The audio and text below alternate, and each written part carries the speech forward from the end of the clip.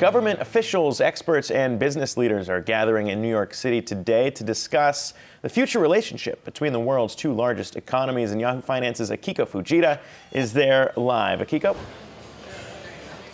Hi there, Zach. Yeah, that's right. We are here with a very special guest, David Adelman. He is a former U.S. ambassador to Singapore. Good to see you in the U.S. Thank you, Akiko. Nice to see you again. Let's talk about where things stand on the U.S.-China discussion. No question, that is the big discussion here at the conference. We got that report today from the journal suggesting that the U.S. may at least halt the December 15th tariffs that are set to go into effect. How much progress do you think is actually being made behind closed doors right now? Yeah, look, it's very hard to say because for a negotiation that is so important and so far-reaching, there are relatively few people in the room.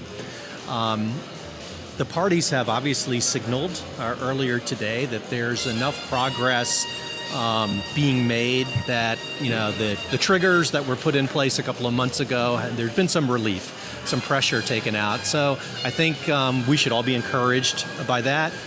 But there has been some false encouragement over the course of the last 18 months. So I'll believe it when I see it. Assuming those reports move forward, what does a halt to these additional tariffs actually do in terms of the U.S. moving the marker towards its longer-term goal, or, you know, ag purchases, structural changes? How much of a difference can that really make? Well, these halts are temporary by nature. They're just a part of the negotiation. They're positive, but they're temporary in nature. Global businesses have started making their decisions, as we know. They've adjusted their supply chains, and they're starting to build in even more contingencies than existed 2 years ago, so as to protect themselves should this truly be prolonged. Or should there be different periods of time when U.S.-China trade and investment tensions flare up? So business leaders are making their adjustments. They're not as concerned with the day-to-day rhetoric or even the announcement that there may be some temporary suspension of what were triggers in place. And beyond the trade discussions, there are broader shifts that we're seeing happening between these two countries. You were just on a panel talking about visas not being approved for students that are coming to the U.S. and students that are going to China as well. Long term, is there still a decoupling that's happening right now that can't be addressed in any kind of trade deal? You know, this word decoupling has sort of worked its way into everyone's conversation, I think, over the last couple of months, and I try not to use it because I actually don't think that's the direction we're going. I think this is very different from the Cold War years. We have systems that are truly interdependent, and that integration will make it very difficult for the two largest economies to really develop separately. We're in a very good situation if we back up and think about it.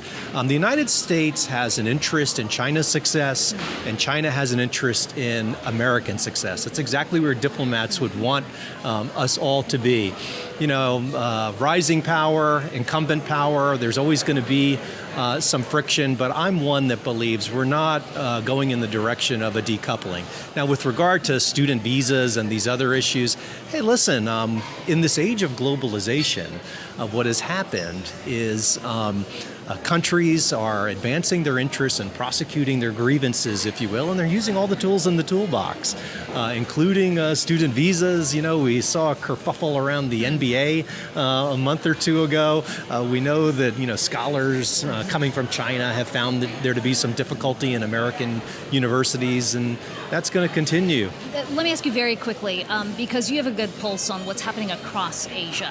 While we're so focused on this trade deal, there's a lot of trade deals, trade discussions that are happening that doesn't involve the U.S. with other Asian countries. Can you talk very briefly about the shift that's happening and whether that is tipping in the direction in favor of China? Akiko, this is a great point. I think this is the most important point. And when I go to Washington and talk to official Washington, this is what I talk about. You know, the environment is quite dynamic.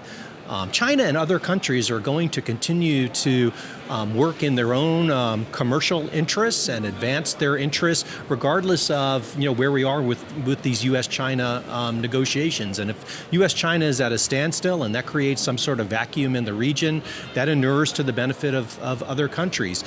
Japan, South Korea, our traditional allies, our good friends in Southeast Asia, they're making decisions and advancing their interests.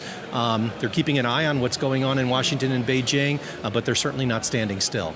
Okay, David, good to catch up with you today. Appreciate your time. Thank you. Zach, I'll toss it back to you. Hey investors, Zach Guzman here. Are you interested in learning more about the markets and getting the latest financial news? Well, then click right here to subscribe to our Yahoo Finance YouTube channel. Get the latest up-to-the-minute market analysis, big interviews in the world of finance, and information on how to manage your money every day wherever you are.